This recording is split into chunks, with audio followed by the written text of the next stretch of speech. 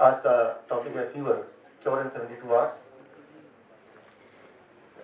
मेरी पत्नी अक्सर बोलती है तुम जब भी कभी सेमिनार में जाते हो कहीं भी जाते हो एक ही तरह कपड़े पहन लेते हो, ऐसा लगता है जैसे और कुछ है ही नहीं तुम्हारे पास। और ये फैशनेबल भी नहीं है, पुराने वाले जमाने का कपड़ा है दिखने में। तो मैंने कहा कैसे, ये तो फैशनेबल है, मुझे तो ऐसे ही लगता है तभी तो मैं पहनता हूँ। कहा नए जमाने का कुछ पहनो, दिखने में नया लगना चाहिए, नया जो ट्रेंड है आजकल वो देखो, नोटिस करो और उसके हिसाब से पहनो। मैंने कहा नया ट्रेंड है वो कैसे पता चलेगा? तो अखबार में देखो लगातार वो क्या हो रहा है, और अखबार के अलावा अपने आसपास देखो, टीवी में देखो किस बात की चर्चा हो रही है। अखबार में, टीवी में, रेडियो में क्या चर्चा हो रहा है, क्या चीज हो रहा है, what is the new trend, accordingly अपने गेटअप को बनाओ।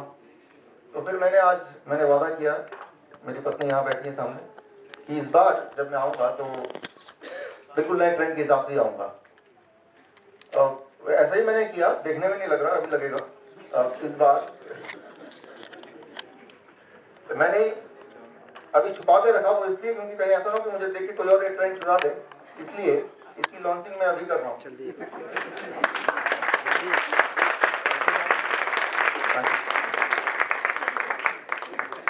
बिल्कुल आज के ट्रेंड के हिसाब से ही मैंने आज का गेटअप बनाया है।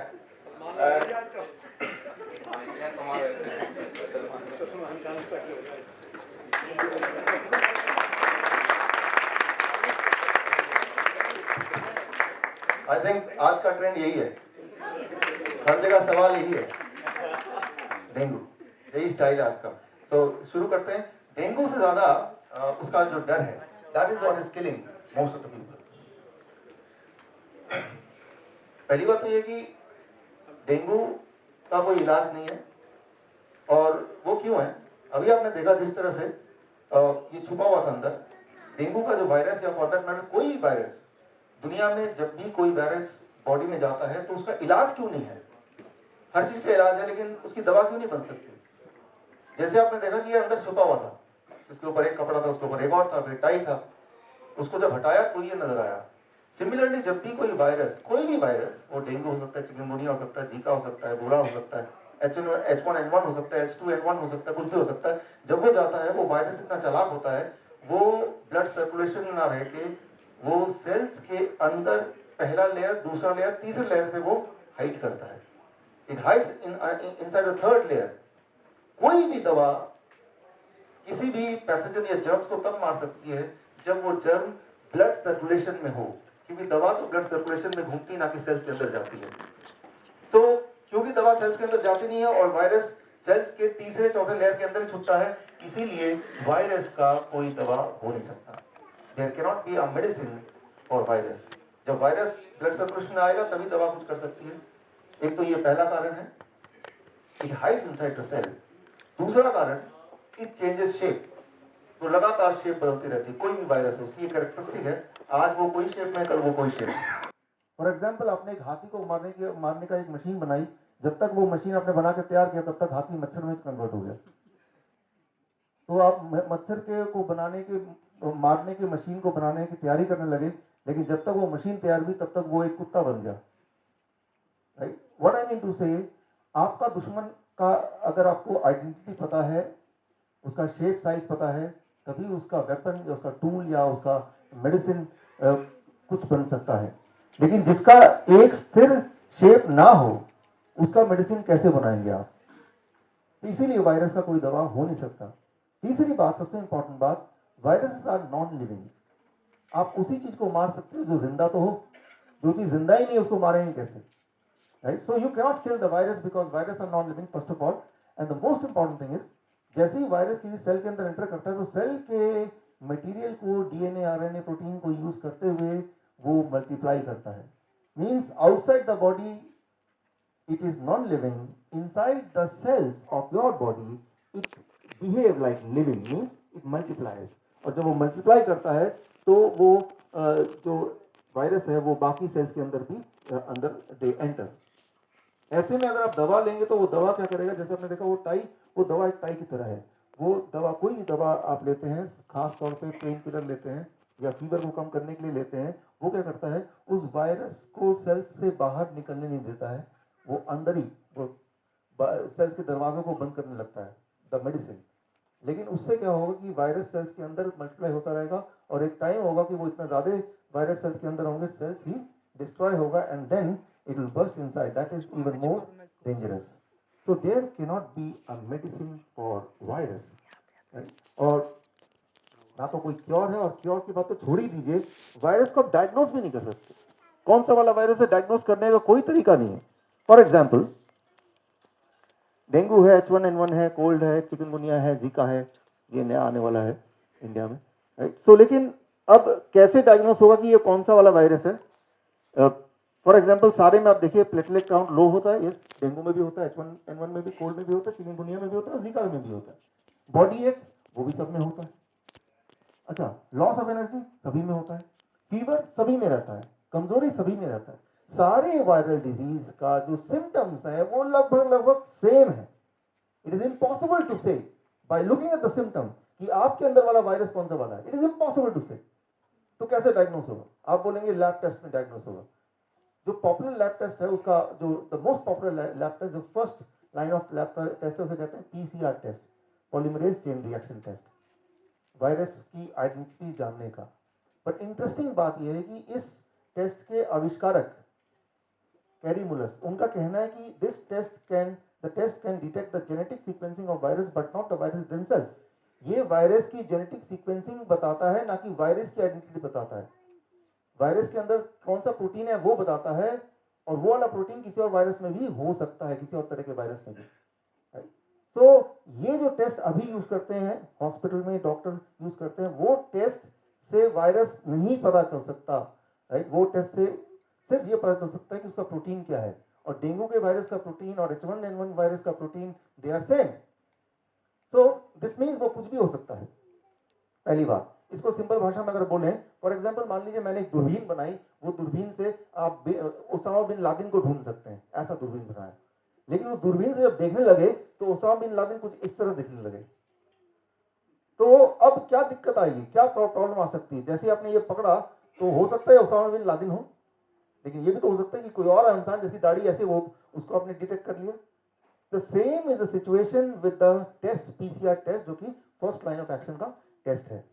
So there is no test at all, कोई भी टेस्ट नहीं है। लेकिन अगर आप अभी भी सहमत नहीं है तो मैं लेटेस्ट रिपोर्ट दिखाता हूं, सीडीसी की साथ, CDC centre of disease control, ये गवर्नमेंट ऑफ यूएस का हाईएस्ट अथॉरिटी है, और इन्होंने ठेका लिया हुआ है पूरे दुनिया में जो दवाइयां होंगी या डायग्नोस्टिक होंगे वो कैसे होंगे, वो ठेका इनको मिला हुआ है, ऐसा मान लीजिए। इनका कहना, इसको जरा अगर हम पढ़ें इसको, ये ध्यान से पढ़िए, as with any diagnostic test, while a negative Zika PCR test, Zika की जगह डेंगू डाल दीजिए, H1N1 डाल दीजिए, it is same.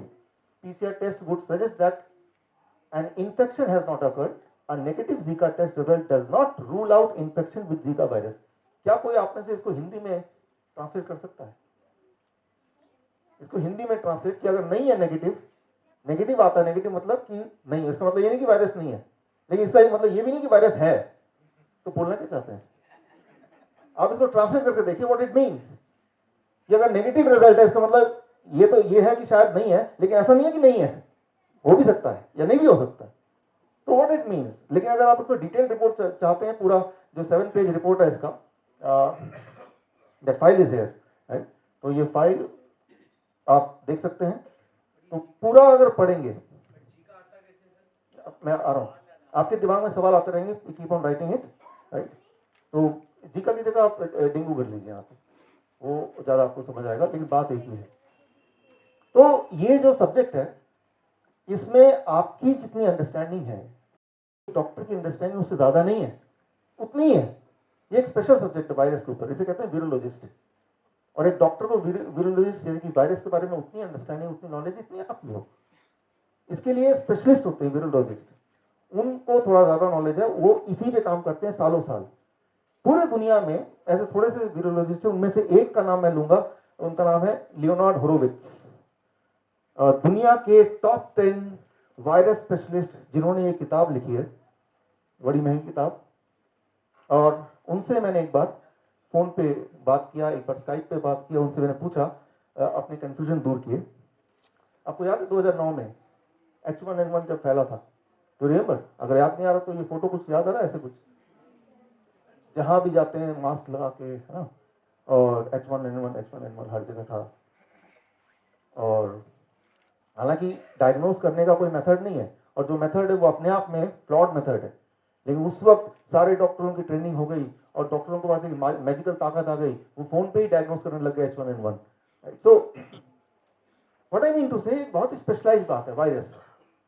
अभी अभी हमारे ऑफिस में करीब 7-8 लोग डेंगू या चिकनगुनिया ऐसा कुछ हो गया, और वो चले गए डायग्नोस्टिक के लिए।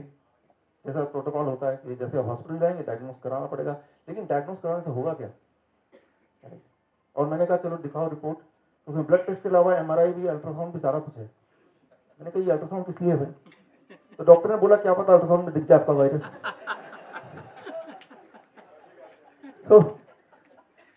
तो ये एक ऐसा सब्जेक्ट है, इसमें आपकी नॉलेज और वो जो डॉक्टर जिसके ऊपर भरोसा कर रहे हैं वो एक जैसा ही है, अलग नहीं है। Your knowledge is not less than their knowledge, और उनका नॉलेज वो जो बोलेंगे वो सही है। तो 1.5 साल पुरानी बात है, जब दोबारा से H1N1 का एक भय फैला।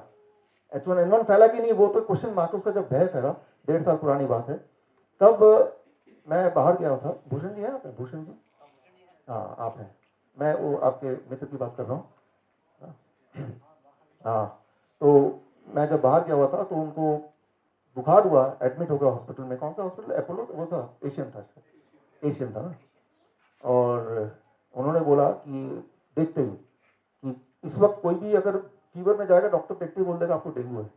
उस वक्त का ट्रेंड था H1N1, उस वक्त का स्टाइल था H1N1, आपको तो H1N1 है, और दवा भी चालू कर दी, और 3 दिन के अंदर उनकी डेथ हो गई, 3 दिन के अंदर। जब तक मैं वापस आया तब तक डेथ हो चुकी थी, और खुद गाड़ी चला के गए थे, और विदिन 3 days ही डाइड। सो मैंने थोड़ा इन्वेस्टिगेट किया, और जो टॉप वीरोलॉजिस्ट है उनके सामने एक केस रखा, उसको डिटेल में एक्सप्लेन, उसको मैंने स्टडी किया उनके साथ मिलके। लेकिन उनका जो एक क्लिपिंग है वो आपको दिखाता हूँ, उनका क्या मानना है, वो डेथ हुई कैसे, इसको समझना आपके लिए जरूरी है। I am having in my hand the death certificate of one of my friend. A specific case I would like to discuss with you. He was admitted on 27th of February, that is just last week, with the symptoms of pneumonia in one of the biggest hospital of India, and the doctor suspected of H1N1 and gave him Tamiflu. And on 2nd of March, that is after 3 days of admission of pneumonia, he died. And the death certificate said that he died of H1N1 positive. So what do you think? My belief is he did not die of H1N1. My belief is he died of the treatment of Tamiflu. What I think is that the Tamiflu is the cause of the death rather than any virus. What is your take on this? I would have to agree completely with you. I totally agree with that diagnosis. I believe that if you start to study Tamiflu and the fraud that was instigated in the process of approving Tamiflu, I would have to go back and study, but I seem to recall that the whole Tamiflu operation and the drug company that produced it was under the direction of the American military industrialist Donald Rumsfeld, that his organization was literally implicated in consumer fraud and in defrauding the federal government, in paying off the Food and Drug Administration to approve of Tamiflu, which is extremely toxic.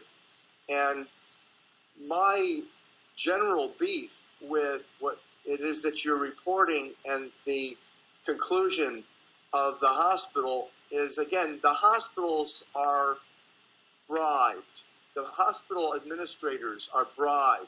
When you are in that position, and it's the same thing in academia, the way control is maintained is the way I've discussed previously, that you've got money coming in from these higher level organizations such as World Bank, World Health Organization. अभी यहाँ पे इन्होंने जो खुलासा किया वो ये किया कि मेरा सवाल इनसे ये भी था यहाँ पे कि भाई एकदम से कैसे पता चल जाता है डॉक्टर्स को बिना टेस्ट के, और test itself is a flawed, you know, कि H1N1 पॉजिटिव है या डेंगू पॉजिटिव है, चिकनगुनिया पॉजिटिव है। तो इनका जवाब था कि जो हॉस्पिटल्स हैं उनको फंडिंग होती है, जितने ज़्यादा डेंगू केस आएंगे या उस वक्त H1N1 के केस आएंगे उतना उनको फंडिंग होगी। सो ये उन हॉस्पिटल्स के हित में है कि वो पेशेंट को ऐलान कर दे ये H1N1 है और आज की तारीख में ऐलान कर दे ये चिकनगुनिया है, चाहे वो सिंपल फीवर भी क्यों ना हो, क्योंकि उससे फंडिंग आएगी। और जब ये ऐलान करेंगे तो उसमें उससे भय का व्यापार वो और फैलेगा। बुखार होना एक नॉर्मल बात है, वो बुखार डेंगू का है या चिकनगुनिया का है या सिंपल फीवर है या वो बुखार मलेरिया का है, ये आप अंदर झांक के देख ही नहीं सकते, जो बोल दिया वो सही है। That is the most important thing. और ये जो टेस्ट है वो टेस्ट के रिपोर्ट कुछ ऐसे होते हैं कि अगर आपको कोई बुखार नहीं है, लेकिन आप एक एक्सपेरिमेंट करके देख सकते हैं, आप अगर 14 बार अगर टेस्ट करते हैं PCR टेस्ट, 14 में से एक बार पॉजिटिव आने के चांसेस पूरे हैं। या 14 लोग अगर आप में से रैंडमली कोई 14 लोग people go for a test, out of 14 1 will be diagnosed as positive, right. और अगर जो नेगेटिव 13 लोग डायग्नोज होंगे तो उनका सेकेंड प्रोटोकॉल है, फिर एक और टेस्ट है, राइट। तो थर्ड प्रोटोकॉल है। कहीं ना कहीं तो इतने सारे जाल बिछे, कहीं ना कहीं तो जब तक पैसे ना खत्म हो जाए और टेस्ट आप करते रहे, आप पॉजिटिव आने के चांसेस 100% ही है फिर, राइट। तो एक पायदान है, दूसरा पायदान, वहां से नहीं ट्रैक हुए तो तीसरा पायदान, करीब ऐसे 4-5 हजार या 10 हजार तक का तो बिल ये डायग्नोसिस का ही है। तो ये एक व्यापार का पूरा एक सिस्टम है। तो मैंने उनसे पूछा वो डायग्नोसिस में एक्चुअली दिखता क्या है, होता क्या है, थोड़ा सिंपल भाषा में समझाएं। तो उन्होंने मुझे समझाया कुछ सिंपल भाषा में। फॉर एग्जाम्पल मैं आपको समझाता हूँ। मान लीजिए, देखिए आप इतनी दूर से आप देख रहे हैं, ये बताइए शेर के पंजे हैं या चीता का पंजा है या लोमड़ी का है या कुत्ते का है, इट डिपेंड्स ऑन जो भी आप बोले, राइट। लेकिन जो भी आप बोलेंगे वो जरूरी है क्या वो करेक्ट हो। तो जब एक टेस्ट होता है या ब्लड रिपोर्ट होती है जिससे वायरस का टेस्ट होता है, तो वो जो टेस्ट करने वाले को जो नजर आता है वो उतना ही क्लैरिटी से नजर आता है जितना क्लैरिटी से आपको समझ आ रही है बात। तो ये पूरी तरह से टेस्ट होने, जो इंसान टेस्ट कर रहा है उसके ऊपर है कि उसके उस वक्त फ्रेम ऑफ माइंड में क्या चल रहा है, अकॉर्डिंगली वो जो बोल देगा, that is what is the ultimate truth. So इस सारे चीजों को, जब जो सारे नॉलेज उन्होंने मुझे दिया, जो सारे कन्वर्सेशन हुआ, मैंने उनको रिक्वेस्ट किया, फाइनली एक किताब उन्होंने मेरे साथ लिखी। किताब का नाम है why the mortality rate drops when the doctor go on strike, right. जब भी दुनिया में देखा गया कि डॉक्टर स्ट्राइक पे जाते हैं तो वहाँ की जो मृत्यु दर है अक्सर ही घट जाती है, वहाँ के लोगों की हेल्थ अक्सर ही अच्छी हो जाती है, राइट। सो कहीं भी देख लीजिए, चाहे US में हो। Thank you. तो ये किताब डॉक्टर लियोनार्ड होरोविट्ज दुनिया के टॉप 10 वीरोलॉजिस्ट में टॉप 10, एड्स पे इन्होंने काम किया, इबोला पे इन्होंने काम किया, साइट में जाके काम किया, और फिर इन्होंने एक्सपोज किया अमेरिकन गवर्नमेंट को। और अभी कुछ दिन पहले मेरी बात हुई तो उन्होंने बताया कि भाई सरकार ने फैसला कर लिया कि इनका मकान छीन लिया जाए, ये देशद्रोही है, राइट। तो मेरा मन कर रहा था कि भाई मैं उनको इनवाइट करूं कि ठीक है आप कोई बात नहीं, आप इंडिया में आके रह सकते हैं, राइट। लेकिन यहाँ का भी कुछ भरोसा नहीं है। मित्तल जी को तो पता ही है, हमारे कुछ डायबिटीज एजुकेटर उनको एक तो जेल में भी गए थे, राइट। तो इंडिया हो या अमेरिका हो, अगर हम ऐसी बातें करते हैं जो कि ट्रुथ है, तो एक नियम बना दिया गया है, एक धारा बना दी गई है, राइट, मैजिकल रेमेडी एक्ट, उसके according the person can be in jail. तो हमें क्या करना होगा, what we have to do right now, 3-step diet to fight the virus in 3 days। पहली बात तो यह है कि वायरस का डायग्नोसिस हो नहीं सकता, और दूसरी बात है कि वायरस का डायग्नोसिस अगर हो भी जाए तो डायग्नोसिस करके करना क्या है जब उसका कोई इलाज नहीं है। फॉर एग्जाम्पल मान लीजिए ओबामा आपके पास आके बोलते हैं कि मुझे बचाओ मुझे बचाओ, क्या हुआ भाई, ISI के 5-6 हजार टेररिस्ट ने हम पे अटैक कर दिया। तो आप बोलेंगे पहले ये बताओ 5,000 है या 6,000, एग्जैक्ट फिगर बताओ, क्या फर्क पड़ता है, चाहे 5,000 हो या 6,000 हो, आप कुछ कर ही नहीं सकते, क्या फर्क पड़ता है, राइट। या तो कुछ कर सकते हैं, फिर तो डायग्नोस करने का, एग्जैक्ट नंबर पूछने का कि मैं क्या प्लानिंग बनाऊंगा, 5,000 है तो मैं ऐसा कुछ कर दूंगा, या 6,000 हो तो मैं वैसा कुछ कर दूंगा, राइट। तो जिस चीज का हम कुछ कर ही नहीं सकते, जिस चीज का कोई दवाई नहीं है, डायग्नोसिस की जरूरत कहां से। So there is no need to diagnose because you cannot do anything about it, right? तो आप कुछ कर ही नहीं सकते, तो डायग्नोस करने का मतलब नहीं है। वो क्या है कि वो चक्कर काटे हैं, कुछ पैसे हैं जो वो भय के व्यापार में जाएगा। उससे क्या होता है कि वो पेशेंट का टाइम पास होता है, टाइम पास होने के साथ साथ मनी पास होता है, उसके साथ टाइम के साथ साथ तो फीवर ठीक होना ही है, right? तो लगता है चलो सब कुछ किया और ठीक हो गया। तो अब आता है 3-step diet to fight the virus in 3 days। तो जब मैंने उनसे बात की होरोविट्ज से, तो उन्होंने एक इंटरेस्टिंग बात बताई मुझे। इमर्जिंग वायरस, ये किताब तो भी पढ़िएगा, लेकिन ये बड़ा ही कॉम्प्लिकेटेड किताब है। उन्होंने इंटरेस्टिंग बात बताई कि इबोला, आपको याद होगा इबोला अफ्रीका में जब फैला था, तो वहां पे जो ट्रुप गया था, डॉक्टर्स गए थे वहां के लोगों को बचाने के लिए यूएस से। वो डॉक्टर्स को जब इबोला हुआ तो वो बच गए, वो नहीं मरे। तो उन्होंने बोला कि वो, मैंने पूछा कैसे नहीं मरे, तो उन्होंने एक स्पेसिफिक डाइट बताई मुझे, जो मैं आज को आपको बताने जा रहा हूँ कि ये that diet was confined and limited to only those doctors. तो वो डॉक्टर चाहे तो वो डाइट उनको भी दे सकते थे, लेकिन उन्होंने अपने आप को बचाने के लिए तो वो डाइट लिया, और लोगों को बचाने के लिए, दुनिया को दिखाने के लिए वैक्सीन या समथिंग एल्स, जो भी चीजें हो सकती हैं, वो स्टैंडर्ड चीजें वो की। बट जब अपनी बारी आई, then they were on a very specific diet which I am going to share with you right now, right?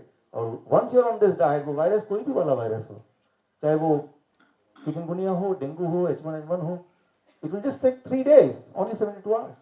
तो आज मेरा जो मकसद है, ना केवल ये नॉलेज आप तक पहुंचाने का, ये आपके माध्यम से आपके आसपास के लोगों तक पहुंचाने का। और उसके लिए, ताकि ये नॉलेज ठीक से पहुंचे, एट द एंड मैंने एक कार्ड बनाया है, उसमें जो जो इंपॉर्टेंट बातें हैं वो मैंने उसमें कलरफुली डाल दिया है। तो वो कार्ड लेते हुए जाएं, ताकि आप जब किसी को बताएं तो वो करेक्ट हो, उसमें कुछ गड़बड़ ना हो, कंफ्यूजन ना हो, राइट? नहीं तो आप कंफ्यूज हो जाएंगे, कुछ कितना याद रहेगा, कितना याद नहीं रहेगा, that is the question mark. तो वो ठीक से वो आप आगे डिस्ट्रीब्यूट कर सकते हैं, वो मेल कर सकते हैं, व्हाट्सएप कर सकते हैं, so that the people आपके near and dear हैं, they get cured and they are more comfortable than what they are doing। अभी तो confused है, right? वो डाइट को समझने के लिए आपको मेरे 4 सवालों के जवाब देने हैं। पहला सवाल, which is the correct, Vicks की गोली लो मच्छर दूर भगाओ या किचकिच दूर करो? पहला है, दूसरा? अच्छा, दूसरा वाला ठीक है, अच्छा इसलिए ठीक है, किचकिच दूर करो।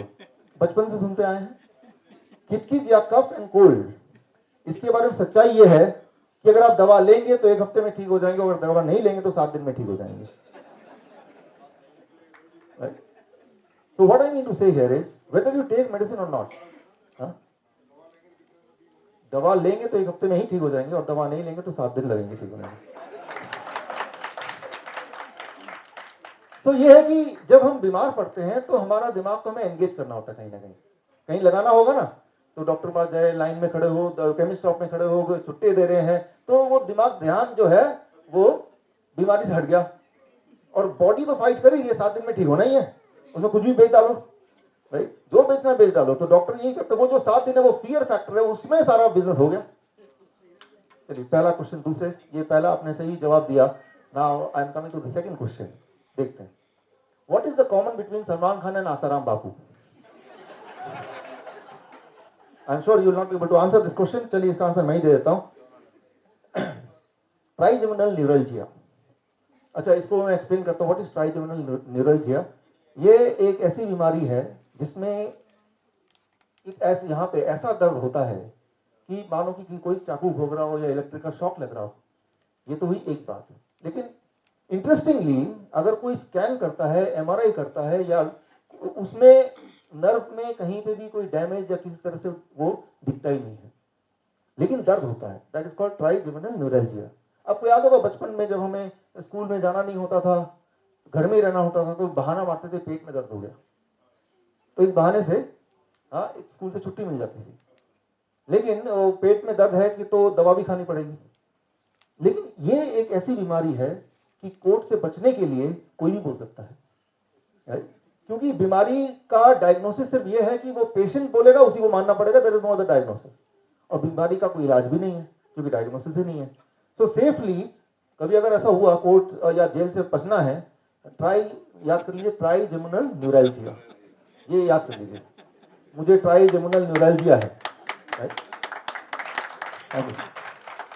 तो ये प्रावधान है कि किसी ने अगर बोल दिया ट्राइजेमिनल न्यूरल्जिया, तो मानना पड़ेगा, वो पेशेंट है, उसको हॉस्पिटल ले जाना पड़ेगा, ना कि कोर्ट या जेल। राइट। देखिए एक नॉलेज तो मिल गया आपको कम से कम। चलिए मेरा तीसरा सवाल, अब दर्द की बात आई तो दर्द से जुड़ा हुआ तीसरा सवाल, व्हाट इट एक्चुअली मीन्स, मर्द को दर्द नहीं होता, इसका मतलब क्या है? मर्द को वाकई में दर्द नहीं होता, पहला। दूसरा, मर्द को दर्द तो होता है लेकिन वो किसी से बताता नहीं है। ए या बी, विच इज राइट? ए या बी? बी, मतलब दर्द होता है लेकिन बताता नहीं है।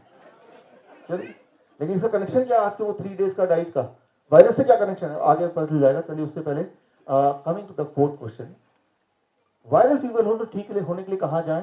पहला, हॉस्पिटल में जाएं। दूसरा, मंदिर में जाएं।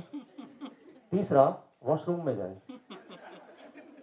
चलिए इसके जवाब को मैं आगे दूंगा टाइम आने पे। अब शुरू से शुरू करते हैं। वायरस कैसे आता है, क्या करता है और हमें क्या करना है? देखिए इस वक्त हम बातचीत कर रहे हैं, आप मुंह खोल रहे हैं, बंद कर रहे हैं, सांस ले रहे हैं। So in this atmosphere thousands and thousands of suspended particles are there, जो हमारी आंखों से हम देख नहीं सकते, उसको रिकॉग्नाइज नहीं कर सकते। अब देखिए यहाँ पे लाइट पड़ रही है, अगर लाइट पे यहाँ पे बिल्कुल झांकेंगे तो यहाँ पे सस्पेंडेड पार्टिकल दिखाई देंगे। Getting the point, right? So those are the particle जो वैसे नहीं दिखाई दे रहे हैं, बट वो है, एग्जिस्ट करते हैं दुनिया में, and there are thousands of different kind of, most of them are harmless, वो कुछ भी नहीं करेगा, right? We can not avoid that, वो नाक के अंदर जाएंगे, बाहर आएंगे, बट वो हार्मलेस हैं, they can not do anything. Some of them are useful, वो फायदा करेंगे, right? And some of them are harmful as well, वो हार्मफुल भी हैं, वो इसको लगा दो या हटा दो पीछे, वो हार्मफुल है, सम ऑफ देम आर हार्मफुल। उनमें से कुछ वायरस हो सकता है, वो वायरस कुछ भी हो, उसका नाम कुछ भी दे दें आप।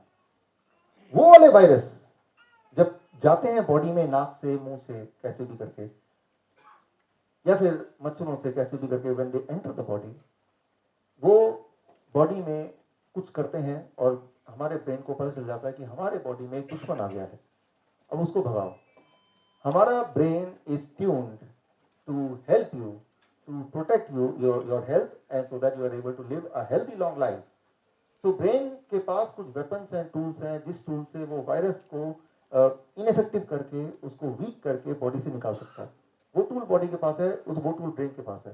तो सबसे इंपॉर्टेंट टूल है that is fever, high fever, temperature.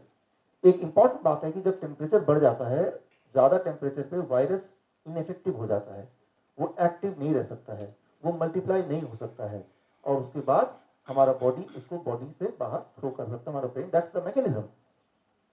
लेकिन जब हाई टेम्परेचर होता है तो क्या होता है कि हमें डिस्कम्फर्ट भी लगता है, ऑफकोर्स हमें खाने पीने का मन नहीं करता, काम करने का मन नहीं करता।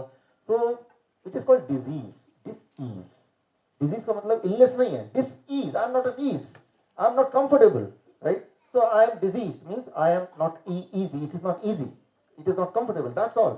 लेकिन वो हमें as a human we are not, right, much accustomed to living in disease, हमें कंफर्टेबल चाहिए।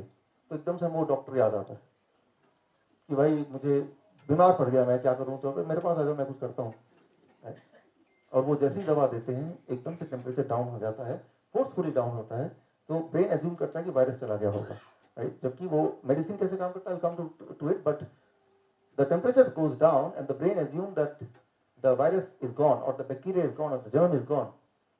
जो वायरस है वो नॉन लिविंग होते हुए भी वो बड़ा इंटेलिजेंट है, उसको पता चल गया कि ये इंसान को पता चल गया है कि भाई कुछ गड़बड़ है, तभी ये इधर उधर जा रहा है। तो virus remains inactive for some time, 2-3 महीना, राइट? और वायरस बल्कि शुक्रगुजार है उस डॉक्टर का, डॉक्टर ने उस इंसान को बचाया, वायरस को बचा लिया। हाँ? वो तो ब्रेन तो मारने वाला था ना अभी टेम्परेचर, तो वायरस बोलता है थैंक यू डॉक्टर, आपने मुझे बचा लिया।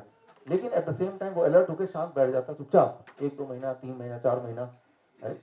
लेकिन फिर अपनी हरकत में दोबारा आना ही है, that's why he is inside the body. After all कोई भी क्रिएचर इस दुनिया में उसका एक उसका मकसद होता है मल्टीप्लाई करना। ह्यूमन है, एनिमल्स हैं, बर्ड्स हैं, ट्रीज हैं, टू मल्टीप्लाई, राइट? ताकि उसकी आबादी बढ़े, और that is the ultimate aim, goal of anything which is being existing in this world, even the non living viruses. और जब दोबारा मल्टीप्लाई करना है, तो जैसे ही मल्टीप्लाई करने की बारी आएगी, तो इस बार वायरस को पता चल गया कि ब्रेन टेम्परेचर बढ़ा देगा और मैं इनएक्टिव हो जाऊंगा। तो 2-3 महीने में वायरस एक स्किल सीख लेता है कि हाई टेम्परेचर वो मरेगा नहीं, राइट? To understand. अब हाई टेम्परेचर मरना, राइट, उससे कैसे प्रोटेक्ट करना है, दैट वायरस लर्न्स इट। यानी कि अब ब्रेन के पास ये वाला टूल नहीं है, लेकिन ब्रेन के पास कुछ और वेपन्स हैं। एक वेपन है कफ एंड कोल्ड, राइट? तो बहुत ज्यादा जुकाम, आपने गौर किया होगा, दवा लिया, फीवर ठीक हो गया, लेकिन 1-2 महीने बाद जुकाम आ गया। Those are connected things which you will not able to understand कि दोनों में कनेक्शन है, लेकिन वही वाला वायरस था, लेकिन अब उसने रूप चेंज कर लिया, स्टेट चेंज कर लिया। मैंने बताया था a virus can change the state many times, right? तो अब जब कफ हुआ, कोल्ड हुआ, again it is a disease. क्या करेंगे आप? वो वही डॉक्टर फ्रेंड, राइट? डॉक्टर साहब देखिए बार बार कफ आ रहा है, कोल्ड आ रहा है, डोंट वरी, कोई भी चीज बाहर नहीं आनी चाहिए, सब अंदर रहना चाहिए, ऐसा इंतजाम मैं कर दूंगा, राइट? तो ऑफकोर्स ऐसा इंतजाम किया कि कोई भी चीज बाहर ना आए, वो कफ जो है, जो गंदगी है, वो अंदर ही रहना चाहिए। एंड व्हाट हैपेंस, वो दबा लिया, वो कफ अंदर है, and that is like a swimming pool for the germs, right? Germs ने एक बार और डॉक्टर ने बचा लिया, और साथ में स्विमिंग पूल भी दे दिया गिफ्ट में, राइट? सो उस स्विमिंग पूल में वो जर्म्स थोड़े और फूलेंगे, बट इंटेलिजेंट जर्म्स हैं ब्रेन को धोखा देने के लिए कि दोबारा ये कफ एंड कोल्ड ब्रेन कर देगा, तो पहले मैं ये सीख लूं कि कफ एंड कोल्ड से बचा कैसे जाए। ये बात याद रखिए कि that is called vaccination, that is called immunity. जैसे हमारी इम्यूनिटी है, वो वायरस की भी इम्यूनिटी है। वो virus will learn the skill how to protect from fever and then how to protect from the cough as well. उससे भी मैं पकड़ाना चाहूँ, लेकिन उसको मल्टीप्लाई करना जो उसका मेन ऑब्जेक्टिव था, वो तो है ही। तो जब उसने अपने आप को इक्विप कर लिया, कोल्ड से या कफ से मैं बाहर नहीं जाऊंगा, तैयार कर लिया, और दोबारा से हरकत में आ गया, he started multiplying and damaging the body. अब ब्रेन को पता चल गया कि वो वायरस है या कोई ना कोई वायरस है। लेकिन ब्रेन के पास कुछ वेपन्स और भी हैं, उनमें से एक है लूज मोशन या vomiting, right? It is not a illness, it is disease, discomfort, right? लेकिन जैसे लूज मोशन हुआ, it is not comfortable, it is not fashionable. जरा सोचिए, अभी लूज मोशन हो, भाई साहब रुकिए, मैं जरा लूज मोशन से आता हूँ, फिर तब तक फिर शुरू कीजिए, कितना अजीब लगेगा, राइट? तो अच्छा नहीं लगेगा। तो भाई वो फिर बोलेगा डॉक्टर भाई मैं अभी सेमिनार में जाऊंगा, और अगर लूज मोशन होगा तो मैं I will miss something, right? बार बार कौन जाएगा टॉयलेट में, ये अच्छी बात नहीं है। डोंट वरी, कोई भी चीज बाहर नहीं आनी, सब अंदर रहना चाहिए। तो एक बार फिर से उसने ऐसा दवाई दे दिया कि इट इज फोर्स्ड, तो लूज मोशन बंद हो गया। आप बोले डॉक्टर आपने क्या कमाल कर दिया, राइट? लेकिन ट्राई टू अंडरस्टैंड, मान लीजिए आप यहाँ ड्राइव करके आ रहे हैं और वहां पे रेड लाइट, जो पेट्रोल का लाइट ब्लिंक कर रहा है, व्हाट इट मींस कि पेट्रोल अभी कम है, तो क्या करना होगा? आपको घुमा के पेट्रोल पंप पे लेके जाना होगा, that's what you have to do, right? लेकिन आपके सामने डॉक्टर बैठा हुआ है, डॉक्टर बोला डॉक्टर साहब देखिए ये ब्लिंक कर रहा है, बड़ी मुसीबत है यार, अभी ठीक करता हूँ, कैंची जाके वो तार काट दी जिससे वो ब्लिंक करता है। अरे यार आप तो कितने अच्छे कमाल, अब देखो कोई प्रॉब्लम ही नहीं। So try to understand the warning. It was a warning only. Warning should not be confused as an illness, right? जो warning है उसको illness नहीं समझना चाहिए, वो disease है। It is not an illness, it is not a disease, it is disease only, right? So यहाँ पे हो क्या रहा है कि बार बार ब्रेन अपने वेपन्स को एक करके खत्म कर रहा है, right? And as it is, right, using one by one weapons, the virus is becoming stronger and more influenced. उसको पता चल गया कि अब इसका जो पैंतरा है ब्रेन का, ये एक और टूल है लूज मोशन वाला। अब इट लर्न अ स्किल, ताकि नेक्स्ट टाइम लूज मोशन अगर होगा भी, राइट, ब्रेन ने इनिशिएट किया भी, तो virus can protect itself, right? So every time you are giving, making the virus stronger by taking that medication, right? So ये vomiting है, ये लूज मोशन है, ये फीवर है, ये कोल्ड है, these are not illness, these are the protective mechanisms of the brain and you should not interfere with it, right? सवाल दिमाग में आता है टेम्परेचर बहुत ज्यादा बढ़ गया तो, सारा टेम्परेचर में तो बॉडी के सारे सेल्स भी मर जाते हैं, यू विल डाई, तब क्या करें? उसका जवाब आने वाला है, डोंट वरी, टेम्परेचर नहीं बढ़ेगा, बढ़ नहीं सकता, थोड़ा तो बढ़ेगा लेकिन डेंजरसली नहीं बढ़ेगा, उसका इंतजाम हो जाएगा, राइट? लेकिन मैं ये बोलना चाह रहा हूं फिलहाल तो कि ये बीमारियां नहीं है, let's not confuse it as a disease, it is just a discomfort, it is just a protection. For example, मान लीजिए आपका घर में, राइट, प्रोटेक्शन के लिए आप कुछ रखते हैं वेपन्स, राइट, ताकि कोई चोर आ जाए या कोई डाकू आ जाए तो कुछ उसका सामना करें। और जब ऐसा होता है सिचुएशन, तो क्या तब आप खाना बना रहे होते तो क्या करते हैं? खाना बनाना छोड़ देते हैं थोड़ी देर के लिए, जो भी काम करते हैं, priority is protecting yourself. Similarly जब भी ऐसा बॉडी में इन्वेड करता है कोई वायरस, तो बॉडी क्या करती है? बाकी सारी चीजें सस्पेंड कर देती है। फॉर एग्जाम्पल खाना डाइजेस्ट करना, खाना खाना, भूख लगना, ताकि सारी ताकत लगे उस वायरस या उस जर्म को किल करने में। But that itself is discomfort. जब भी आपको कोई बुखार होता है, क्या लगता है? कि खूब सारा खाना खाऊं, या लगता है कुछ खाना ना खाऊं? क्या लगता है कि सबसे बातें करूं, दोस्ती करूं, टीवी देखूं, फेवरेट प्रोग्राम देखूं, या लगता है कोई डिस्टर्ब ना करो भाई, I want to lie down? Because brain ने ऐसे केमिकल रिलीज किए ताकि आपको कुछ करने का मन नहीं करे, ताकि brain and body should focus on killing that enemy. dis-ease. Brain is giving you dis-ease and we should respect that dis-ease, right? So अब मान लीजिए पेन की बात करते हैं, दर्द की बात करते हैं, हेडेक की बात है, स्टमक की बात है, जॉइंट पेन की बात है, तो तुरंत हम एक पेन किलर ले लेते हैं. Let's try to understand what it is. मान लीजिए मैं यहाँ से चल रहा हूँ और सामने नीचे कील है और the moment I step on the key nail, क्या हुआ? एकदम से पेन आएगा and I will fall back, right? But try to understand कि जो पेन था वो उस इंजरी की वजह से नहीं है. ब्रेन मुझे बताना चाहता है, बिकॉज भगवान ने आंखें पैर के नीचे दी नहीं है, मुझे पता नहीं चलेगा. Brain want to tell you, immediate मेरा अटेंशन लगाना चाहता है, देखो भाई यहाँ पे आपने इंजर कर दिया, stop and pay attention to this, इसको पहले ठीक करो फिर आगे बढ़ो. तो इंस्टेंटली मुझे पेन देगा. Try to understand, pain is not because of the injury. दर्द जो होता है वो किसी इंजरी की वजह से नहीं होता. ब्रेन चाहता है कि आप उस पर ध्यान दें, इसीलिए that's how it is, right? That is. लेकिन कुछ दुनिया में लोग होते हैं जिनको पेन नहीं होता, मर्द को दर्द नहीं होता, उसके अलावा भी कुछ लोग ऐसे हैं, राइट? उसके बारे में मैं आपको बताता हूँ. मान लो हेडेक होता है, अचानक आपने पेन किलर ले लिया, हेडेक इज गॉन. लेकिन वो पेन किलर ने हेडेक गायब कैसे किया? हमारे पूरे बॉडी में सिग्नलिंग सिस्टम है जिसके थ्रू ब्रेन सिग्नल पास करता है. ब्रेन को हिंदी या इंग्लिश आती नहीं है, उसका जो लैंग्वेज है that is by giving some signal like pain, ताकि आपको अलर्ट कर दें. तो जब आप पेन किलर लेते हैं तो वो जो सिग्नलिंग सिस्टम है ब्रेन का वो स्विच ऑफ हो जाता है and that is what is called pain killer. लेकिन बार बार अगर सिग्नलिंग सिस्टम ब्रेन का स्विच ऑफ हो जाएगा, एक टाइम आएगा कि जब आपको पेन होना बंद हो जाएगा, वो दर्द नहीं होता, तो आप भी वो मर्द वही वाले बन जाएंगे, दर्द ही नहीं हो रहा. फॉर एग्जाम्पल जो डायबिटीज के पेशेंट होते हैं एडवांस वाले, उनका आपने कई बार ध्यान दिया होगा कि जब वो चलते हैं तो अगर कोई कील चुभ जाए तो उनको नहीं पता चलेगा, राइट? और वो इंजर होता रहेगा, बिकॉज ब्रेन ने पेन सिग्नल देना बंद कर दिया है. लेकिन पूरे दिन के बाद जब शाम को आते हैं और जूते और मोजे उतारते हैं तो मोजा पूरा ही खून में लथपथ. That is the time, for the first time he know, अरे यार मैंने अपने पैर को इतना इंजर कर दिया, राइट? तो try to understand and tell me, pain is an enemy और pain is a friend? Friend. तो पेन को इंटरफेयर नहीं करना है, राइट? जैसे टूथ हो गया, हेडेक हो गया, तुरंत एक पेन किलर ले लिया. पेन किलर का मतलब ब्रेन की जो सिग्नलिंग सिस्टम है उसको आपने इंटरफेयर किया. इसका मतलब नेक्स्ट टाइम और आगे आगे एक टाइम आएगा जब ब्रेन पेन सिग्नल देना बंद ही कर देगा.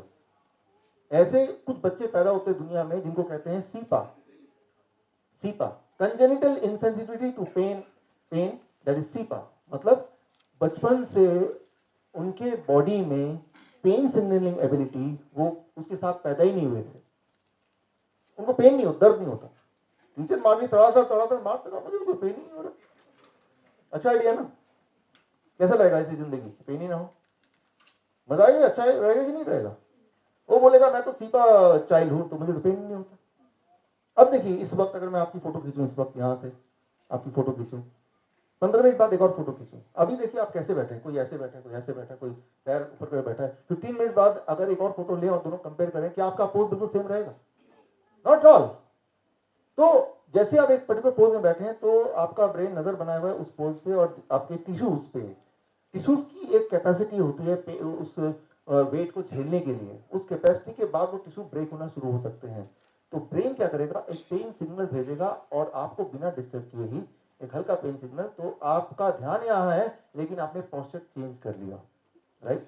लेकिन जो सीपा चाइल्ड है, सीपा चाइल्ड, मान लीजिए मैं ऐसे खड़ा हूं तो मेरा 70 केजी का वेट है, मैंने अपना सारा वेट इस लेफ्ट पैर में ज्यादा डाला हुआ है, बट मेरे left leg is design to hold that weight for some time. लेकिन उसके बाद क्या होगा कि मेरे टिश्यूज टूटने लगेंगे, लेकिन उससे पहले ब्रेन एक सिग्नल देगा, pen signal, I will change the posture, right? तो सीपा वाला बच्चा क्या करेगा, फॉर एग्जाम्पल मान लीजिए यहाँ पे ये बहुत गर्म है एंड अननोइंगली मैं अपना हाथ ऐसे रखता हूँ, I pull it back, right? Because ये हीट है, ब्रेन ने बिल्कुल पेन सिग्नल दिया मेरे फिंगर्स पे और जलने से पहले मैंने इसको कर लिया. लेकिन जो सीपा चाइल्ड है उसका हाथ यहीं रहेगा, पेन सिग्नल ब्रेन भेज नहीं पा रहा है. और क्या होगा कि कुछ समय बाद जब वो देखेगा, अरे मेरे हाथ का है, वो तो जल ही गया, लेकिन फिर भी उसको पेन नहीं हो रहा, राइट? तो वो ऐसे खड़ा है और कुछ देर बाद या कुछ घंटों बाद खड़ा रहेगा, वो उसको पेन नहीं होगा, हड्डियां भी टूट जाएंगी तब भी पेन नहीं होगा. सो पेन अगर ना हो, दैट इज कॉल्ड सीपा. ऐसे जो लोग हैं, राइट, वो 25 साल से ज्यादा जिंदा नहीं रहते, 25 years. By the time they are 25 years of old, उन्होंने अपनी इतनी हड्डियां तोड़ चुकी होती हैं, दे डाई, राइट? तो मर्द को दर्द नहीं होता, वो मर्द होने से पहले, मतलब जवान होने से पहले वो दे डाई, राइट? So यहाँ पे the point I want to make here is that pain is a friend, vomiting is a friend, temperature is also a friend. उसको अगर हम डिस्टर्ब करेंगे तो हम किसी और जंजाल में फंसने वाले हैं. आप जब सोते हैं, याद कीजिए, रात को सोते हैं एक पर्टिकुलर पोस्चर में, सुबह जब उठते हैं, are you in the same posture? Many time you change the posture, isn't it, right? तो आप एक पर्टिकुलर पोस्चर में सो रहे हैं, तो आपका ब्रेन जगा हुआ है, वो लगातार देख रहा है कि ये टिश्यूज पे ज्यादा लोड तो नहीं है, और जब ज्यादा लोड हो गया तो ब्रेन ने थोड़ा सा पेन दिया, आपको नींद को डिस्टर्ब नहीं किया. ब्रेन ने ऐसा नहीं कहा भाई साहब उठिए उठिए अब पोस्चर चेंज कीजिए, right? He is considerate, the brain is considerate. तो ब्रेन ने क्या किया? ब्रेन ने आपको थोड़ा सा पेन दिया, नींद में ही आपने पोस्चर चेंज कर दिया. Now imagine the cepa child, वो क्या करेगा? Right? Cepa child what they will do, they will be sleeping the same. तो सुबह जब उठेगा तो एक आध हड्डियां उसकी टूटी मिलेंगी. So try to understand the importance of pain. Never try to interfere with the pain. And pain is never because of the injury. It is because the brain wants that you attend to that particular problem. Right? So, मैं आपको example देके बताता हूँ इसको. 1944 या 49 में 1944, right? सो Italy में जो वर्ल्ड वॉर में अमेरिकन सोल्जर को घेर लिया जर्मनी में, और करीब 40,000 सोल्जर्स इंजर्ड हो गए, 7,000 मारे गए. उस वक्त वहां पे डॉक्टर थे, डॉक्टर हेरी बीचर. उन्होंने सोल्जर से पूछा कि आप जब जो जख्मी हो गए, पैर कट गए, उड़ गए बॉम्ब से, हाथ उड़ गए, बुलेट लग गया, उन सबसे पूछा क्या आपको दर्द है, क्या दर्द के लिए कुछ चाहिए? 70% का जवाब था दर्द नहीं है. तो ट्राई टू अंडरस्टैंड, पेन जो होता है ना, वो दर्द किसी इंजरी से इनके लिए नहीं होता. और उस वक्त जब भी कोई सोल्जर्स अगर जब लड़ाई के मैदान में होते हैं, तब बुलेट लग जाए, पैर भी उखड़ जाए, उसको दर्द नहीं होता उस वक्त, बिकॉज ब्रेन जानता है अगर मैं पेन दूंगा तो इसका ध्यान वो दुश्मन से हटके सीधा पेन पे जाएगा and he will be killed, right? So brain chose कि भाई थोड़ी देर बाद जब ये सेफ जोन पे आ जाएगा तब मैं पेन दूंगा, ताकि वो वाला पैर जो इंजर्ड है वो और हिलाए डुलाए ना. एक इजरायली वॉर में एक इजरायली सोल्जर, एक महिला, उनका पैर पड़ा माइन पे और ब्लास्ट कर दिया, पूरा पैर उखड़ गया. जोर जोर से चिल्लाने लगी. फिर डॉक्टर की टीम आई, क्या आपको दर्द है, कुछ चाहिए? कहा नहीं नहीं, तुम चिल्ला क्यों रहे हैं, अब मुझसे शादी कौन करेगा? So try to understand the pain is not because of the injury. Brain chose कि भाई जब लड़ाई के मैदान में है तो ध्यान लड़ाई पे होना चाहिए, जब सेफ जोन में है तब पेन आता है. मैं आपको एग्जांपल देता हूँ. हिरन कभी देखा आपने? अब ये वीडियो देखिए कि हिरन का झुंड है, गोली लगी, और गोली लगने के बाद सारे हिरन भाग रहे हैं. आप देख के पहचान नहीं पाएंगे उनमें से कौन सी हिरन को गोली लगी है. देखिए जरा इस वीडियो को.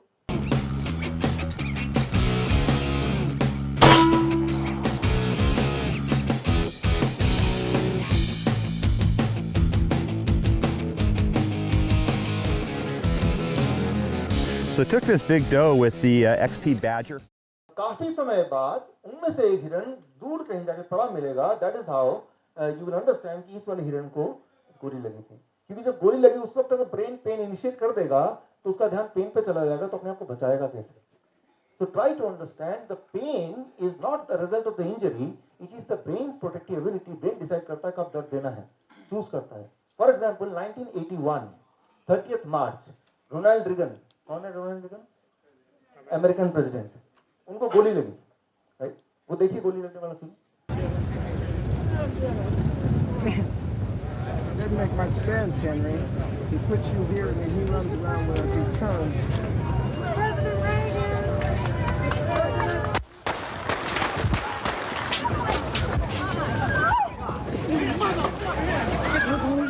So उनको गोली लगी और तब किसी को नहीं पता चला उनको गोली लगी. उनको सेफली गाड़ी में बिठा के ले गए. काफी समय बाद देखा कुछ खून निकल रहा है. उन्होंने खुद अच्छा मुझे गोली लगी है. फिर उनको इलाज किया गया और जब एक साल हो गया ठीक, अगले साल उन्होंने एक साल जब पूरे हुए इस गोली लगने को, इंटरव्यू में बोला कि जब गोली लगी, पहली बार मुझे गोली लगी, फिल्मों में तो मुझे कई बार गोली लगती, वो पहले एक्टर थे, लेकिन अब मुझे पता चला गोली लगने के बाद दर्द हो कोई जरूरी नहीं है. फिल्मों में जब गोली लगती थी तो हर बार दर्द होता था, लेकिन अब जब असली में गोली लगी तो दर्द नहीं हुआ. काफी समय बाद मुझे पता चला कि मुझे गोली लगी है. So try to understand the pain is not because of the injury. It is the protective mechanism when the brain decides that I have to give pain. For example, आप अपना एग्जाम्पल लीजिए. आज जब घर से निकल रहे थे, संडे का दिन है, घर का सब कुछ ठीक करके जाना है और सेमिनार में टाइम पे पहुंचना है और ये बुक फेयर भी थोड़ा एंजॉय करना है, आप अपना टाइम मैनेज कर रहे थे और जल्दी में सामान रखते हुए और बाकी काम करते हुए आपका जो पैर है वो बेड के कोने में लगता है, लेकिन आप नोटिस नहीं करते। अब इमेजिन कीजिए होता क्या है ऐसे में कि रात को जब दोबारा घर जाते हैं, कपड़े बदलते हैं, तब देखते हैं अरे बाप रे यहाँ पे चोट सी लगी हुई है, याद करते हैं कब हुआ था, अरे सुबह जब मैं चल रहा था और भाग रहा था तब वो टकरा गया था। और जब ये सोच रहे होते हैं उस वक्त आपको पहली बार दर्द का एहसास होता है, isn't it? लेकिन जब एक्चुअली हो रहा था तो ब्रेन उसे देख रहा था, लेकिन ब्रेन को पता है कि अभी मैं दर्द दूंगा, बेचारा पहले से बहुत लेट हो चुका है, तो जाने दो उसको अभी। अब जब शाम को आ गए, सारे काम कर लिए, सोने जा रहे हैं, तो ब्रेन ने बोला अब इसको थोड़ा मैं इसका थोड़ा काम खींचता हूं, इसको थोड़ा डिसिप्लिन करता हूं। तो तब ब्रेन ने पहली बार हमको पेन दिया कि देखो भाई आगे से समझ के रहना, डिसिप्लिन करने के लिए पेन दिया, ध्यान दिलाने के लिए पेन दिया, वो जब आपके पास वो समय है उस पेन को झेलने का, समझने का। So what I mean to say here is हमारे बॉडी में कुछ प्रोटेक्टिव मैकेनिज्म है, अगर वो मैकेनिज्म फेल हो जाए तो that may be the last day of our life. लेकिन उस मैकेनिज्म को अगर हम बीमारी मान लें, right, then that is the thing which will make us really sick.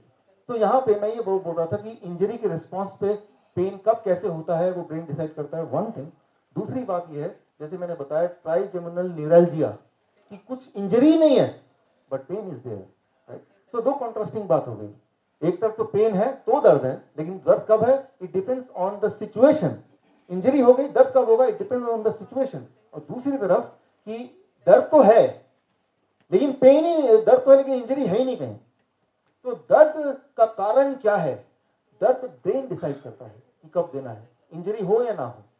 For example common lower back pain अक्सर ही होता है लोगों को, और उसका कारण पूछे तो डॉक्टर से फ्रैक्चर होता है, ट्यूमर होता है, इंफेक्शन होता है, स्लिप डिस्क होता है।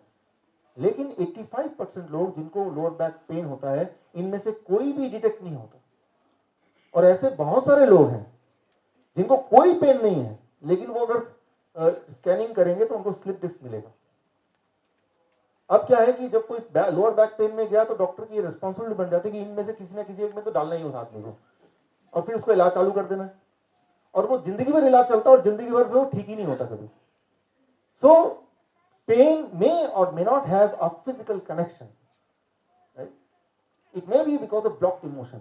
मान लो बचपन का कोई दुख है, उस दुख को बार बार याद करते हैं तो ब्रेन सोचता है आप उस दुख को संभाल के रखना चाहते हैं, तो वो दुख ब्रेन कहीं डाल देता है। दैट पार्ट में भी पेन है। जब तक उस इमोशन को हम स्विच ऑफ नहीं कर देंगे, ब्लॉक नहीं कर देंगे, तब तक वो पेन आता रहेगा। लेकिन हम ढूंढते हैं जो कारण, वो इन्हीं में से किसी को ढूंढते हैं, उस डॉक्टर को बोलते हैं, डॉक्टर को वो पेन के बारे में उतना ही पता है जितना आपको पता है। उनको पेन क्या होता है, उसका साइंस क्या होता है, उसका आर्ट्स क्या होता है, वो वाला टॉपिक है ही नहीं। उनको बता दिया यही चार होते हैं, तो इन चारों में आपका पेन ढूंढ के ही रहेगा कौन सा रीजन है, राइट, वो ढूंढ के ही रहेगा। आप ऐसा कीजिए, आपको पेन नहीं है, आपको पता है, लेकिन डॉक्टर बोलिए बहुत पेन है, बहुत पेन है। फिर देखिए वो डॉक्टर क्या करता है, चारों में से एक कारण निकालता है कि नहीं, कम से कम एक कारण निकाल के देगा, जब तक चैन से नहीं बैठेगा वो, राइट। मैं एग्जांपल दे रहा हूँ, बाईपास सर्जरी आने से पहले जब लोगों को एंजाइना पेन होता था, हार्ट का पेन, राइट, एंजाइना पेन, तो तब एक सर्जरी थी। उस सर्जरी में क्या होता था कि थोड़ा सा कट मारा और अंदर जो आर्टरीज है उसको थोड़ा हिलाया डुलाया, इस उम्मीद से कि अगर कोई चीज ब्लॉकेज होगी तो हिलने डुलने से वो ब्लॉकेज हट उठ जाएगा, तो ठीक ही हो जाएगा। और वो सर्जरी बड़ी पॉपुलर हुई और हमेशा देखा गया उस सर्जरी के बाद लोगों का पेन कम भी हो गया। अब हार्वर्ड में एंड यूनिवर्सिटी ऑफ पेनिसिल्वेनिया, इन दोनों यूनिवर्सिटी में अलग अलग डॉक्टरों की टीम ने अलग अलग ढंग से एक्सपेरिमेंट किया। उन्होंने एफडीए से परमिशन ली, which now they will not give, unethical permission, कि हम दो तरह के मरीज हैं, दोनों का एंजाइना पेन है, एक ग्रुप ऑफ मरीज को वही वाला आर्टरी हिलाने वाला हम सर्जरी करेंगे, दूसरे मरीज को सर्जरी तो नहीं करेंगे, ऊपर से कट लगा देंगे कि आपकी सर्जरी हो चुकी है। और इंटरेस्टिंगली दोनों ग्रुप में सभी को रिलीफ मिला, सभी को आराम मिला और कई महीनों तक आराम रहा। तो व्हाट आई मीन टू से, इट इज ऑल एक्सपेक्टेशन। आपका ब्रेन ये देखता है आप उम्मीद क्या करते हैं। अभी हमारा डायबिटीज, वर्चुअल डायबिटीज टूवर्ड्स चल रहा है हमारा, राइट, 3 दिन वाला, और करीब 9 देशों से हमारे पास पार्टिसिपेंट्स हैं। जब पार्टिसिपेंट्स को पता चला कि यहाँ पे बहुत डेंगू हो रहा है, तो 3-4 पार्टिसिपेंट को तो बुखार आ गया।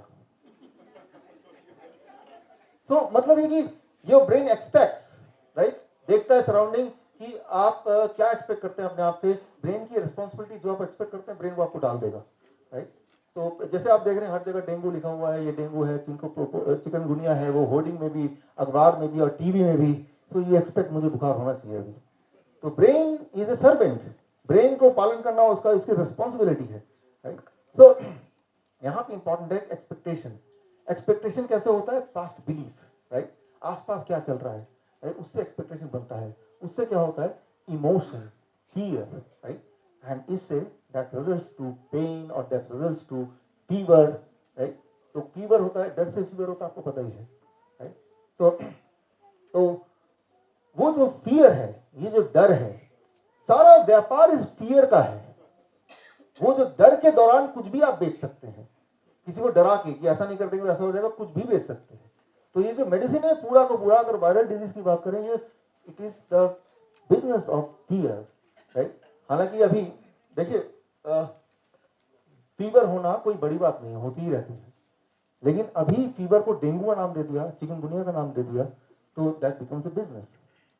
लेकिन सोचने वाली बात, बिल्कुल लॉजिकल बात यह है कि ये तो ऑलरेडी एस्टैब्लिश्ड है कि वायरस का डायग्नोसिस हो नहीं सकता, और अगर हो भी गया वायरस का कोई ट्रीटमेंट है ही नहीं। क्यों नहीं है, मैंने आपको बताया था। तो फिर हॉस्पिटल जाने का मतलब क्या है?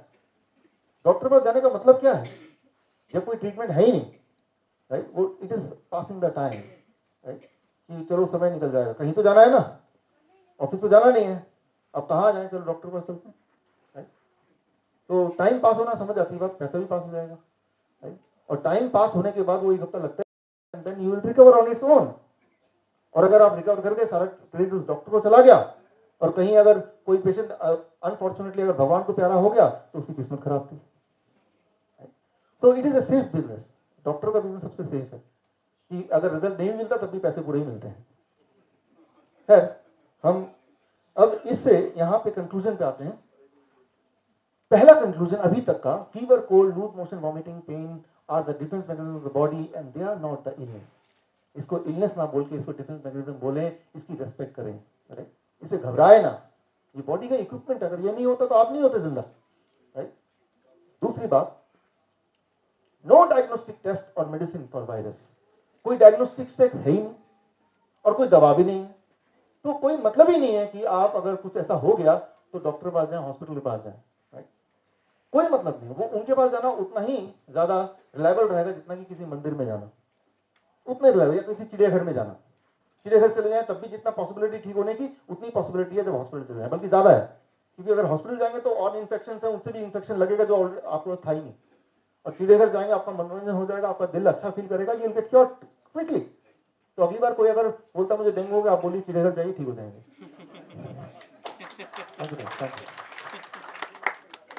और साइंटिफिकली प्रूव कर सकते हैं आप।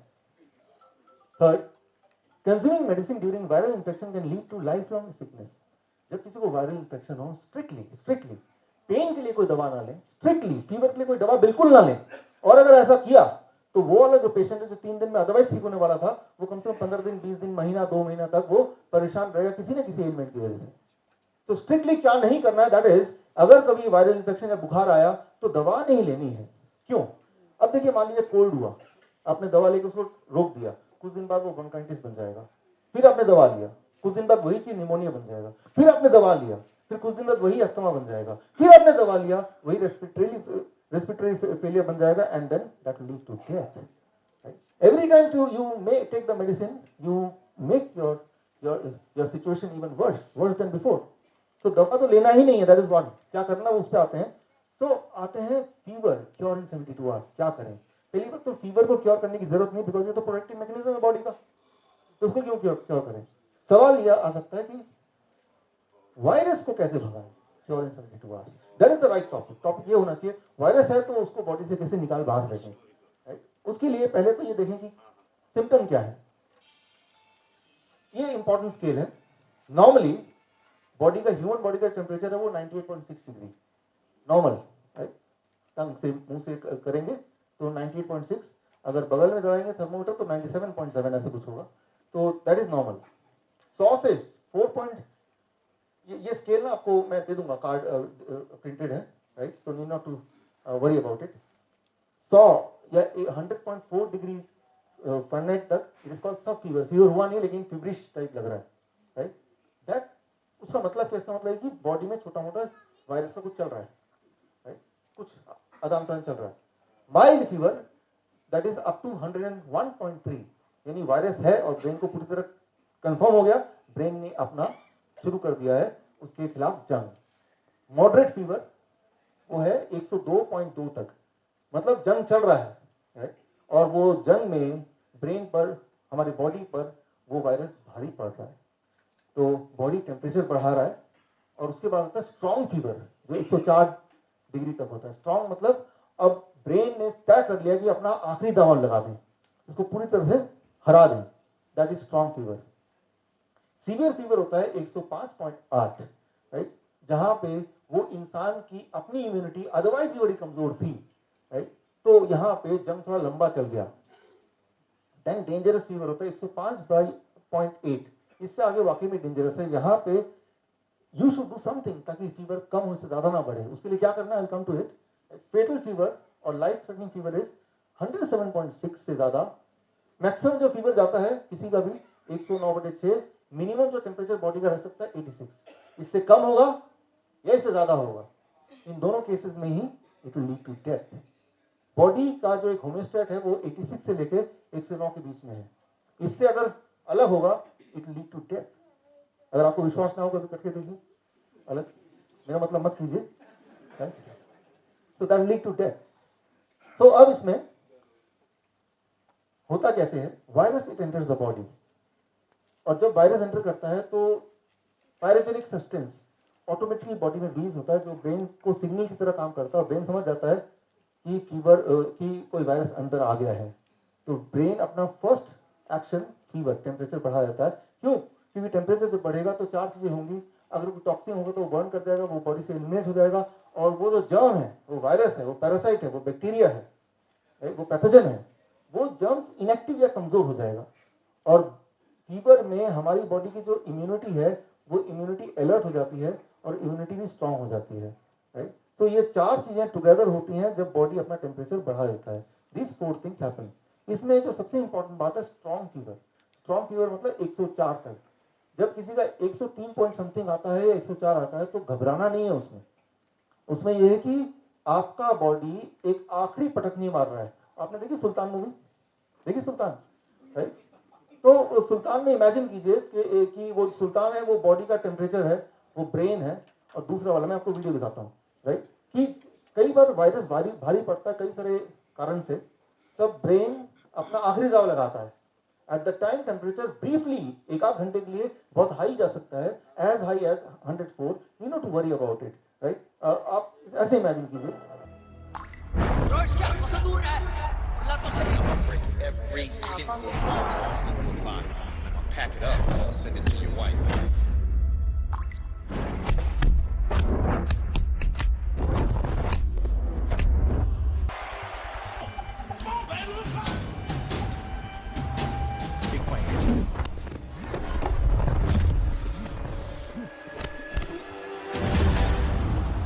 ये सुल्तान का दाव है, वो फाइटर अब दोबारा नहीं उठेगा। अब यहाँ पे देखिए वो जो आखिरी दाव लगाया है, राइट, वो दाव जब लगता है 104 डिग्री तो हम क्या करते हैं, उसको उससे डर घबरा के फटाफट हम उसको कोई दवा दे देते हैं। वो कुछ ऐसा ही होगा कि सुल्तान आखिरी दाव लगाने वाला था तो हमने क्या किया, उसे हाथ पैर बांध दिए, राइट, राइट। तो लेकिन तो करना क्या है, what we have to do. तो अगली बार जब 103 या 104 के करीब आएगा, याद कीजिए मेरा ब्रेन आज सुल्तान बन गया है, राइट, तो आपको बुरा नहीं लगेगा, आप अपने कॉन्फिडेंस में रहेंगे और आप देखेंगे it is a matter of few hours. वो जो कुछ एक घंटे होते हैं, 1 या 2 घंटा, that is the main important thing. उस वक्त आप क्या कर रहे हैं।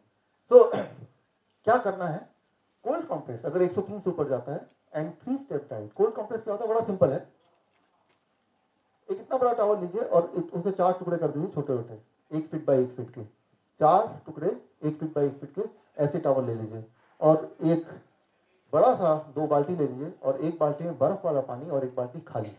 वो चारों टुकड़ों को आप पानी में डालिए, राइट, तो ठंडा पानी उसमें आ जाएगा पूरा, राइट, और उसको निचोड़ के, बहुत ज्यादा भी निचोड़ना नहीं है, एक को तो सिर पे रखिए और बाकी 2 को ये काफ में। काफ में ज्यादा ब्लड वेसल्स हैं, ब्लड क्रॉस हो रहा है, तो वो ब्लड क्रॉस हो रहा है तो वो ठंडा करने का काम करेगा काफ में, दोनों काफ में अपने पट्टी लगा दी है। हर 3-3 मिनट बाद वो चौथा वाले को फिर इस पे लगाइए, फिर एक और फ्री हो गया, उसको फिर ठंडे में लगाइए। Means every 3 minutes you have to recycle it, right. तो आप देखेंगे टेम्परेचर थोड़ा कंट्रोल में रहेगा, हाई रहेगा 102 103, लेकिन और हाई नहीं होगा। मतलब आप लड़ने का मौका दे रहे हैं। इट्स लाइक आपने देखा सुल्तान में वो चीयर अप कर रहे थे सुल्तान को, it's like cheering up, it's like cheering up the body कि हम साथ में हैं। At the same time productive zone भी है, राइट, बिल्कुल नहीं घटाना, एट द सेम टाइम इतना बढ़े ना उसके लिए। पर अब आता है 3 step diet, cold compress plus 3 step diet. Massive dose of vitamin C, उसको क्या करना है, massive dose of vitamin C. ये जो मिला है मुझे, एक तो होरोविट्ज जिन्होंने बताया, फिर मैंने अपना कुछ रिसर्च किया, तो कुछ मेडिकल जर्नल्स कम से कम 100 से ज़्यादा, उनमें से ये 4 बड़े मुझे इंपॉर्टेंट लगे, इंटरेस्टिंग लगे, तो इसका रेफरेंस मैंने यहाँ लिख दिया है। आप चाहे तो मैं पूरा मेल कर सकता हूँ जर्नल की रिपोर्ट्स। तो इस रिपोर्ट के अनुसार ऐसे पेशेंट्स को massive dose of vitamin C देना चाहिए। What is massive dose of vitamin C? ये डिपेंड करता है पेशेंट के बॉडी वेट के according. So it is called 3 step diet. पहला दिन liquid diet, day 2 fluid and day 3 solid diet. Liquid diet क्या है? Weight in kg by 10, glass of mosambi juice. मान लीजिए कोई 60 केजी का आदमी है, तो 60 बाई 10 कितना होता है? 6 ग्लासेस ऑफ मौसमी जूस और 6 ग्लासेस ऑफ कोकोनट वाटर, कितना हुआ? 12। तो यानी कि 12 घंटे में, हर घंटे में 1 ग्लास मौसमी जूस, अगले घंटे में कोकोनट वाटर, मौसमी जूस कोकोनट वाटर, राइट। तो एक तो ये। दूसरा, इसमें कई बार कुछ लोग बोलते हैं कि मुझे कोकोनट वाटर नहीं मिल रहा इसी जगह पे, तो मौसमी जूस। कोई बोल रहा है मौसमी जूस नहीं मिल रहा, तो कोकोनट वाटर भी 12 ग्लास कर सकते हैं, राइट, हर घंटे। ये कोकोनट वाटर बड़ा ही कमाल करता है। आप इसको देखेंगे तो हैरान हो जाएंगे, जब किसी पेशेंट को देंगे जो इस तरह के फीवर से गुजर रहा है, एक ही दिन में फीवर गायब हो जाएगा, राइट, बट नेचुरली, मतलब बॉडी ने फाइट ऑफ कर दिया। It is full of natural mineral water. सबसे खास मिनरल वाटर भगवान ने बनाया है बॉडी को इंस्टेंटली ताकत देने का, और mineral helps the body to fight with that virus. So total 12 हो गया। उस 12 में मौसमी रखना है, कितना कोकोनट रखना है, सारे कोकोनट रखने हैं, सारे मौसमी रखना है, वो फ्लेक्सिबिलिटी आपके पास है, डिपेंडिंग ऑन कि क्या आपको मिलता है, डिपेंडिंग ऑन कौन सा पेशेंट को ज्यादा अच्छा लग रहा है, किसमें कंफर्ट महसूस कर रहे हैं, ये सारे फैक्टर पे डिपेंड करता है। बट टोटल 12 होना चाहिए अगर 60 केजी का इंसान है, और ऐसा हर घंटे उसके धीरे धीरे धीरे चुस्की ले लेके, कटकना नहीं है, चाय की तरह पीना है, शराब पीते ना धीरे धीरे, उस तरह से पीना है। डे 1, तो डे 1 जिस दिन आपको लगा ऐसा कुछ है, तो डे 1 उसको डे 1 डाइट। डे 2 डाइट इसको फ्लूइड डाइट। इसमें देखिए वो 60 केजी का है, तो बाई 20 कितना हुआ? 3, और बाई 20 कितना हुआ? 3, तो टोटल कितना हो गया? 6 हो गया, तो 6 ग्लास, यानी कि आधा हो गया वो तो। Plus weight in kg, that is 60 into 5, कितना हो गया?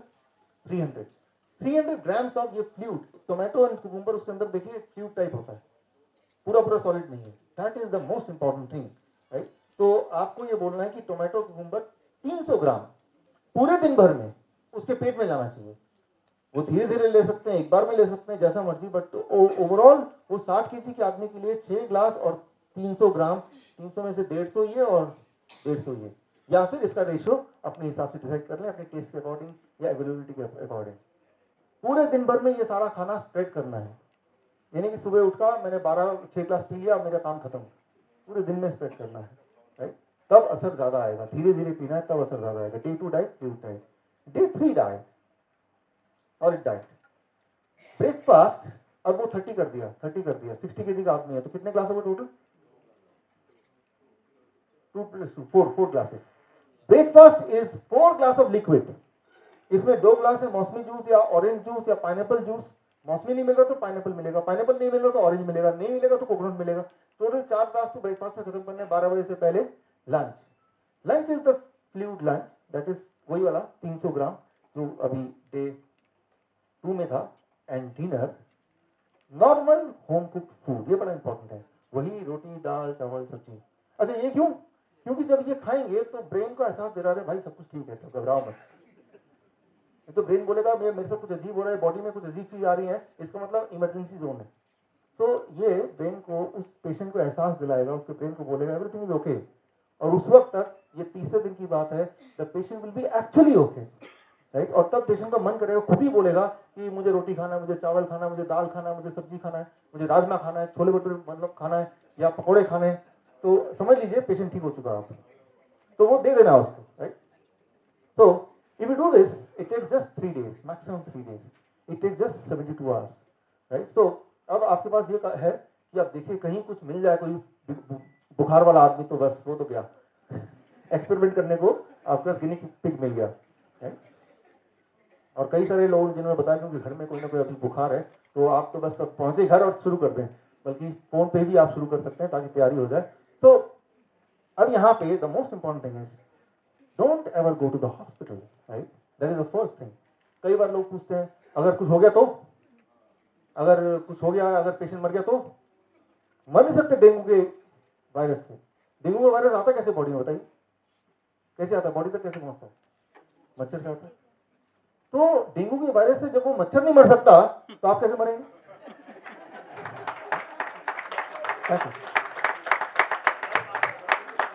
हाँ, पहले वो मच्छर मरेगा ना, क्योंकि उसको भी तो डेंगू हो गया है, वो तो मरा नहीं। तो डेंगू के वायरस से आप मर नहीं सकते फॉर श्योर, लेकिन जब वायरस अंदर आया तो उसको तो हमने किया क्या बॉडी के साथ, that plays an important role, right. That plays the most important role. तो घबराइए नहीं, आप मर नहीं सकते, कुछ नहीं हो सकता, राइट। यही करना है। बाकी हमारी इम्यूनिटी जो है that is the best weapon. या फिर आप ऐसा कर लीजिए, प्रिवेंटिव डाइट, क्योंकि आजकल ऐसा माहौल चल रहा है, तो एक हफ्ते के लिए हम सब, आप सब प्रिवेंटिव डाइट पे चले जाइए ताकि protection from this kind of virus. How do that? Day 3 diet, right. Step 1, एक हफ्ते तक डे 3 डाइट पे रहिए। डे 3 डाइट मैंने बता दिया, मैं आपको कार्ड में दे भी दूंगा। Artificial fever for 7 days, body में आर्टिफिशियल फीवर क्रिएट करना है। उससे क्या होगा कि अगर कुछ वायरस कभी घुसा ही घुसा होगा, जब भी वायरस अंदर एंटर करता है हफ्ते, 2 हफ्ते, 3 हफ्ते बाद आपको असर पता चलता है। तो नया नया वायरस गया होगा तो वहीं पे वो अरेस्ट हो जाएगा by doing an artificial, creating an artificial fever in the body. अच्छा, आर्टिफिशियल फीवर क्रिएट कैसे करना है?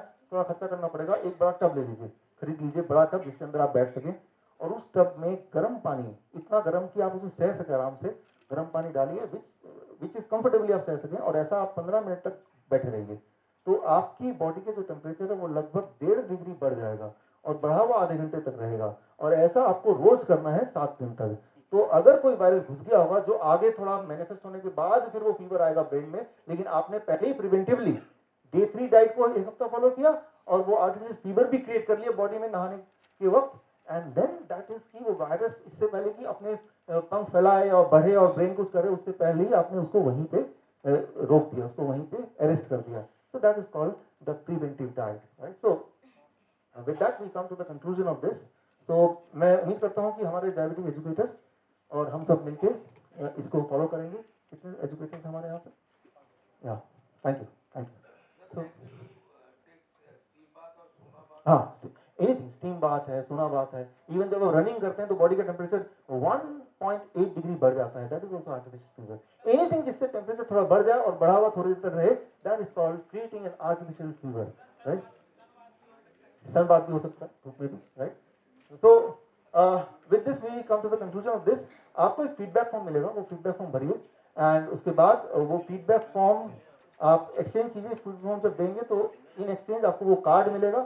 उस कार्ड में जो मैंने इंपॉर्टेंट चीज बोली है वो प्रिंटेड है, लिखा हुआ है, जिससे आप अपना और अपने दोस्तों का ख्याल रख सकें। आप आए, हम मिलते रहेंगे। आपका धन्यवाद, थैंक यू।